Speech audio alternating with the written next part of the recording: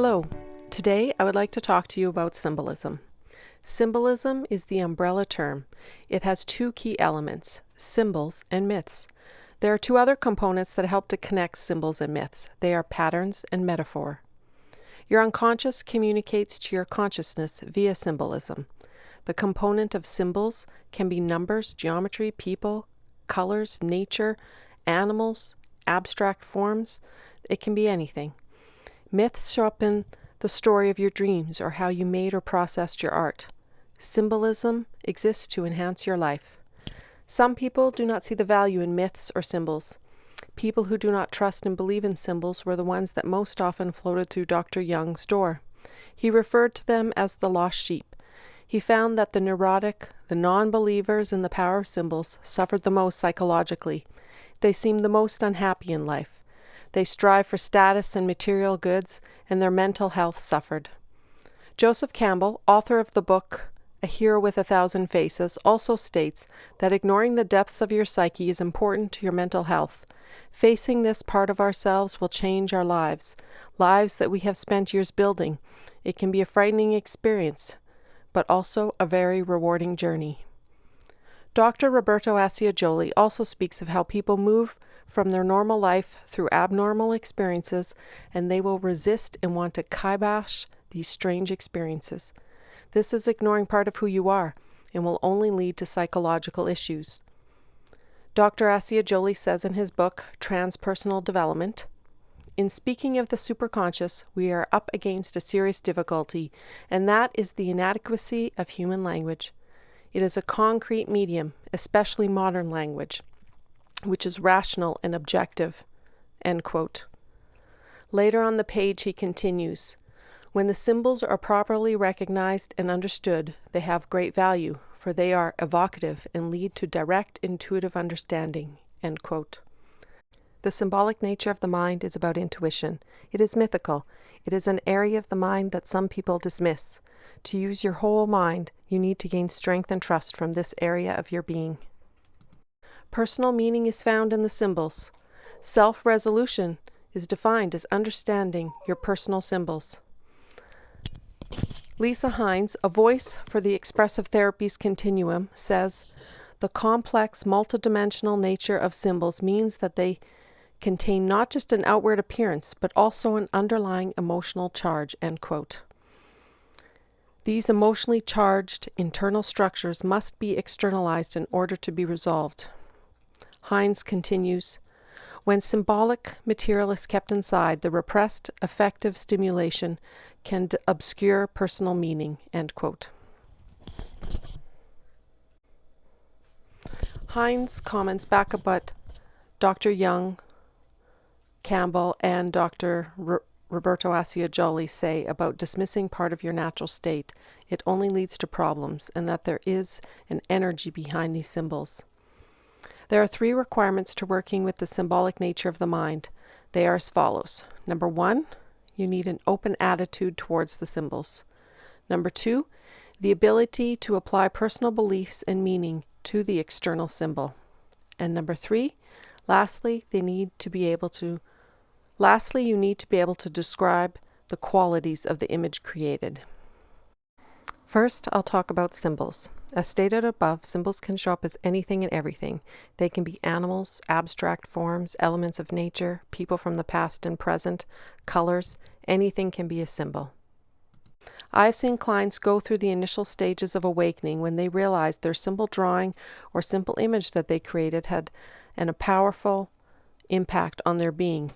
They realized a truth they weren't expecting from a scribble drawing, for example.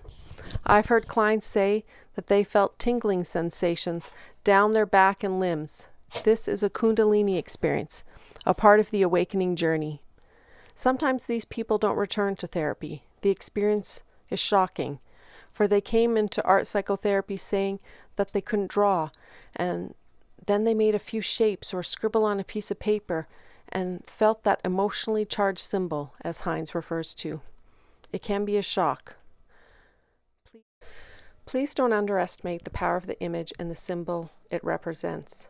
An art therapist can ask you questions intending to help you see the relevance to the image, but only you can determine the meaning. Abstract forms or images can help to connect the mind to symbolic patterns. Scribbling on a page, for example, and then looking for shapes or just coloring in areas of the scribble can be an energizing experience. Being artistic is not a requirement for this process. I'd like to add here that the energy from these symbols can be good or they can be negative. It is a mistake to think that they will always give you a good feeling or an emotional high. In the area of mental health, we refer to this as either progressive or regressive. Both are for your awareness and growth. There is a universal world in our unconscious, and we're all connected to it. All people have access to these images and storylines. Now on to myths. Cultures all around the world share similar elements to their myths and legends. Joseph Campbell acknowledges their differences, but is more curious about their similarities. There are common myths about the hero, the mother, the maiden, and the underworld, to name a few. Myths tie into archetypes. If you study the myth of Hercules, you will uncover the archetype of the hero. Learning myths is something we are currently lacking in Canadian culture. You have to seek the knowledge on your own. It is not something you learn in school. Dive into the Aesop stories, Grimm's fairy tales, the Norse legends, First Nations, India, etc. Learn their myths and legends. When you notice these storylines or characters showing up in your life, think of the metaphors and patterns that they represent in your current life. Maybe you'll have a dream about Thor's hammer. What relevance does it have to your life? Currently, this is something that one will totally miss because the majority of us have no idea of the myths in our own culture, let alone other cultures. Metaphors. The metaphor in image making can be in the image itself, the process of making the image, in the media used, or in all of the above. The media can be part of the metaphor process. You can feel heavy or sticky, in which case oil pastels could be a good resource, or maybe you feel like you are hopping from one thought to the next and paint sticks or bingo dabbers are wonderful to release the energy, but also to create an abstract image. Metaphor is how the mind cognitively and intuitively balances the functions in the prefrontal cortex. To find meaning and understanding of the self, you rely on the right side of the prefrontal cortex to see the image, and the left side of the prefrontal cortex helps you to establish the meaning. So metaphor is how the mind cognitively and intuitively balances the function of the prefrontal cortex. Patterns. Pattern recognition is a default setting of our humanness, according to Cutler. Have you noticed when you connect patterns, you have aha moments, you get a little emotional high from it? Steve Cutler talks of this research and how it impacts the mind and the spirit in his book called The Art of the Impossible. Cutler says, so foundational is pattern recognition to our survival that the brain rewards the experience. As mentioned, whenever we link two ideas together, that is, whenever the brain recognizes a pattern, we get a little squirt of dopamine, end quote. The more dopamine that moves through our system, the more patterns we connect, creating more dopamine. Cutler advocates that we need to feed our brain information from areas outside of our expertise. If the information we keep sending our mind is familiar, then not enough patterns can be made. Dr. Jung writes in his memoir, Memories, Dreams, Reflections, about how he felt called to explore alchemical symbols. He found a book and slowly read it, picking it up here and there. It did not make any sense to him at first, and he thought it was absolute nonsense, but soon a pattern was connected, then another, and then his mind was blown open to a new world. While Dr. Jung refers to connecting patterns in what he learned in alchemical symbols, he doesn't speak to the idea of patterns specifically. He doesn't use that word, but he does realize that it happened, and in reading his words, you can feel his energy rising with excitement. Finding patterns and connecting dots are a part of what we do naturally.